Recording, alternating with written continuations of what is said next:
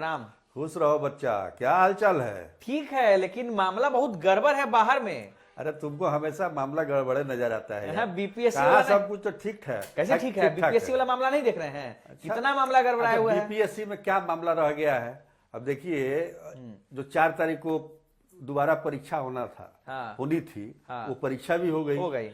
अब क्या होगा? अब तो रिजल्ट ना आएगा। हाँ। अब राजनीति इस पर हो रही है तो हो रही है। तो प्रशांत किशोर तो अनशन पे बैठे हो, तो बोले हम राजनीति नहीं कर रहे हैं, हम तो छात्र के लिए आमरण अनशन पे है, हॉस्पिटल में है, लेकिन बिना कुछ खा रहे हैं, खाए पिए जो है पानी पी रहे हैं, लेकिन बोले कि हम तो अनशन पे हैं। नहीं, कहाँ राजनीति कर रहे हो? एक चीज है, 2 तारीख को उन्होंने अनशन शुरू किया। हाँ। तो एक बात समझ में आती है कि 4 तारीख की परीक्षा ना हो, इसके लिए और इसके लिए कि सभी जितने भी अभ्यर्थी हैं 4,80,000 उस सब अभ्यर्थियों का एग्जाम दोबारा से लिया जाए, तो वो एक ठीक था। लेकिन जब आयोग ने नहीं माना उनकी मांग को और सरकार ने ध्यान नहीं दिया, तो 4 तारीख के बाद ये मामला खत्म हो गया। अब तो इसका रिजल्ट ही आएगा ना, बीपीएससी की जो 70वीं बीपीएससी की प्रारंभिक परीक्षा है, अब तो इसमें रिजल्ट ही आना है। अब ये है कि भाई अनशन आप करते रहिए, तो उसका अंत कैसे होगा?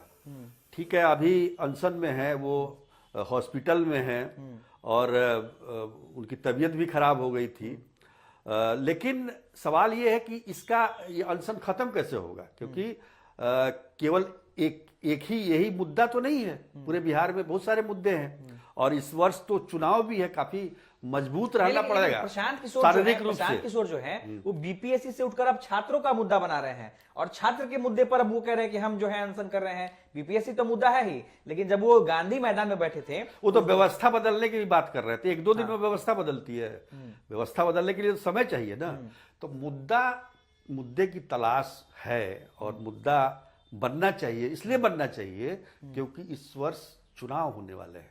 ये 2025 है बाबू, 2025 में अगर मुद्दा नहीं बना, अब साल के शुरुआत में ही कब तक आप वही जंगल राज को मुद्दा बनाते रहिएगा? कितने साल तक? तो कुछ नया मुद्दा बनना चाहिए। और ठीक है, बिहार में बहुत सारे काम हुए हैं, विकास का काम भी हुआ है, लेकिन बहुत सारी चीजों में अभी भी हमें अपने आप को आगे करना है। राजनीतिक दलों को उन मुद्दों को टटोलना है, ढूंढना है, जिससे आम आदमी जो है उनकी तरफ आकर्षित हो। आपने देखा होगा पिछली बार 2020 में तेजस्वी यादव ने एक मुद्दा बनाया, बेरोजगारी। तो बेरोजगारी काफी चला और तेजस्वी यादव ने काफी अच्छा उसमें प्रदर्शन भी किया था, थोड़े से रह गए वो सरकार बनाने से। लेकिन इस बार अब क्या होगा? अब हर बार एक ही मुद्दा नहीं बनता है, मुद्दे को बदलना पड़ता है। तो अब व्यवस्था परिवर्तन की बात हो रही है, चाहे छात्रों के या उनकी उच्च शिक्षा की बात हो रही है, तमाम तरह की बातें प्रशांत किशोर की तरफ से की जा रही है। तो ये मुद्दा तलाशने की बात है और निश्चित तौर पर चूंकि ये चुनावी वर्ष है, तो मुद्दा तो आपको कोई ना कोई ढूंढना पड़ेगा। एक सवाल ये है, आपने चुनाव की बात कही, राजनीति की बात कही, राजनीति हो रही है। प्रशांत किशोर पिछले 2 साल से पैदल चल रहे थे, पदयात्रा कर रहे थे। पदयात्रा के दौरान उनका चर्चा हुआ कि बिहार में एक ऐसा नेता आया है जो लगातार चल रहा है। उसके बाद उन्होंने पार्टी बनाई और उसके बाद अचानक से वो आंदोलन में पहुंचते हैं, अभ्यर्थियों का जुटान होता है, अनशन पर बैठते हैं और पुलिस आती है, उनको उठा कर ले जाती है, 5-6 घंटे तक गाड़ी में घुमाती है। उसके बाद उनको कोर्ट ले जाया जाता है, फिर बेऊर जेल के गेट तक ले जाया जाता है उन्हें, फिर बेऊर थाना ले जाया जाता है, फिर उन्हें बेल भी मिल जाती है। बावजूद प्रशांत किशोर अनशन नहीं तोड़ते हैं और अब वो मेदांता अस्पताल में फिलहाल जो है पिछले कुछ दिनों से वहां पर उनका इलाज चल रहा है और ऐसा उनकी टीम कह रही है कि अभी तक प्रशांत किशोर अनशन नहीं तोड़ रहे हैं। तो क्या इतना जो घटनाक्रम हुआ, क्या इस घटनाक्रम से प्रशांत किशोर को उनके पदयात्रा से ज्यादा फायदा मिला? देखिए, पदयात्रा एक अलग चीज है और ये आंदोलन से जुड़ना एक अलग, दोनों अलग अलग विषय है। पदयात्रा में क्या है, आप गांव जा रहे हैं, लोगों से मिल रहे हैं और एक ईमानदार, मैं कहूंगा कि ईमानदार कोशिश एक नेता की तरफ से कि लोगों की समस्याओं को सुनना, क्या उनको चाहिए, क्या व्यवस्था में गड़बड़ी है, इन तमाम विषयों पर गहन जानकारी लेना, ये एक ईमानदार कोशिश है। क्योंकि अभी भी करेंगे ही पदयात्रा। और एक बात यह भी है कि ऐसा किसी भी नेता ने बिहार में बिहार के किसी नेता ने इस तरह की पदयात्रा नहीं की थी। वो मतलब 5,000 से अधिक किलोमीटर चल चुके हैं। मुझे लगता है उत्तर बिहार का लगभग जिला वो कवर कर चुके हैं। दक्षिण बिहार में अभी नहीं जा पाए हैं। तो ये एक ईमानदार कोशिश है और इसमें कोई दो राय नहीं है कि ऐसी हिम्मत हमको नहीं लगता है कि कोई कर पाएगा आगे भी कोई नेता। लेकिन जहां तक मुद्दे की बात है, जहां तक इस आंदोलन की बात है, तो ये मौका तो मिला ना, एक मौका आया।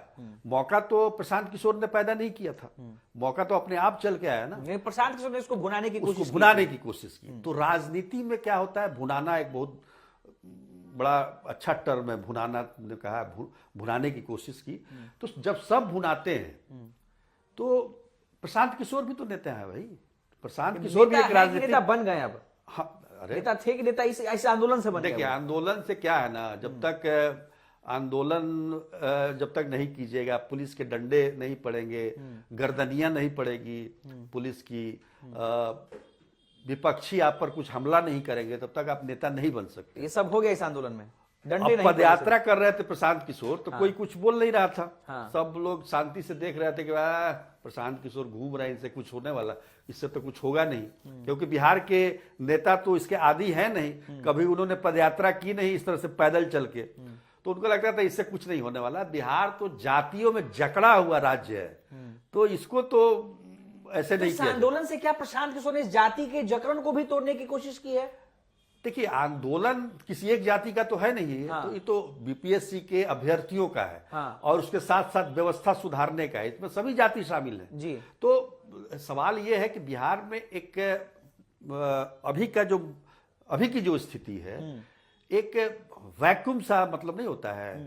अब नीतीश कुमार भी 20 साल से सरकार चला रहे हैं। उससे पहले लालू यादव और राबड़ी देवी की सरकार थी 15 सालों तक।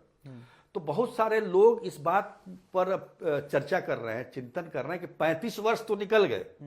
अब देखिए, हम लोग की पत्रकारिता के मतलब सारे के सारे यही दोनों में चला गया। तीसरा हम लोगों ने देखा ही नहीं।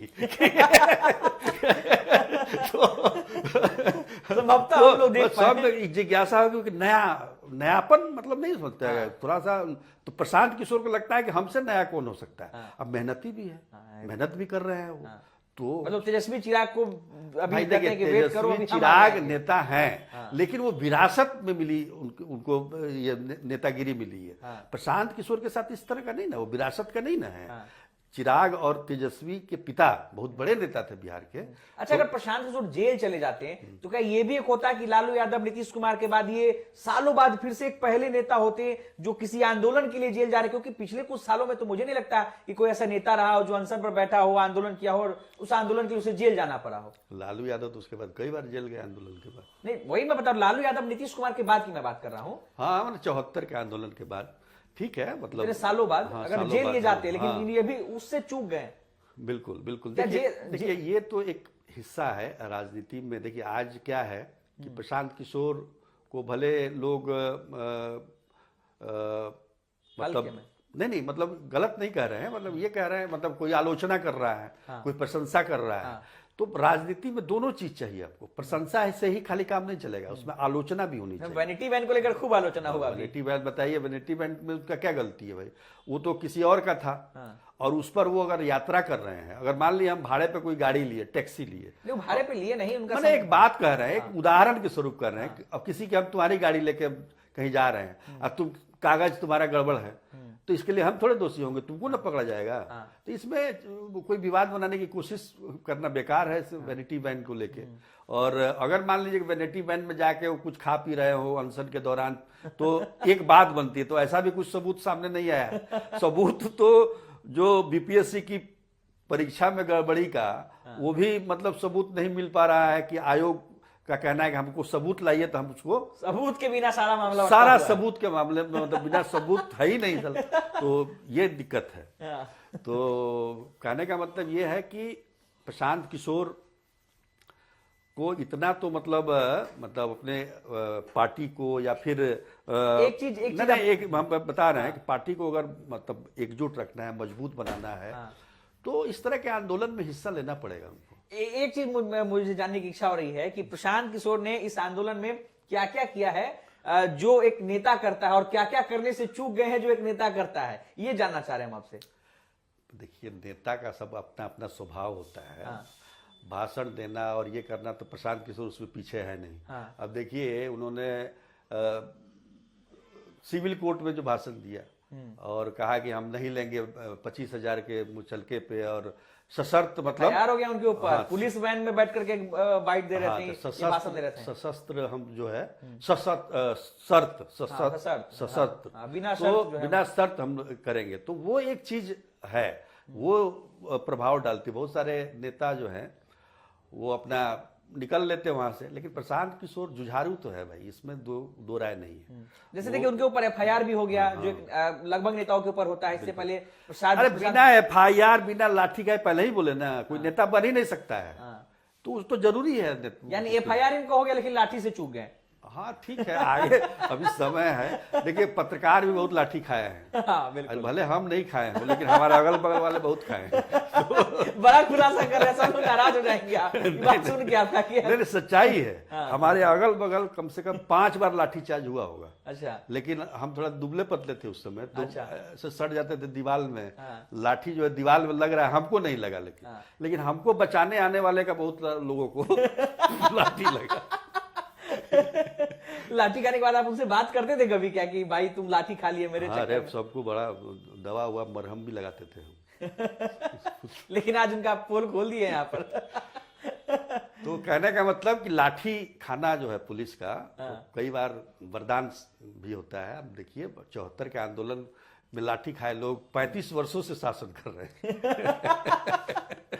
चलिए, तो 74 के आंदोलन में लाठी खाए लोग पिछले 35 साल से बिहार के मुख्यमंत्री हैं। लेकिन बात आज प्रशांत किशोर की हो रही थी कि प्रशांत किशोर जो 2 सालों से पैदल यात्रा कर रहे थे, क्या उससे ज्यादा फायदा उनको पिछले 8-10 दिनों में हो गया, जब वो एक आंदोलन में बैठे, उनके ऊपर एफआईआर हुआ, कोर्ट पहुंचे, बीमार होकर अस्पताल में हैं। क्या कुछ था? बाकी आप अपनी राय आप रख सकते हैं। इस वीडियो को अगर आप देख रहे हैं तो इस वीडियो में आप अपनी राय को जरूर रखिए कि आप इस पूरे प्रकरण में क्या सोचते हैं। मिलते हैं फिर चाचा भतीजा के अगले एपिसोड में।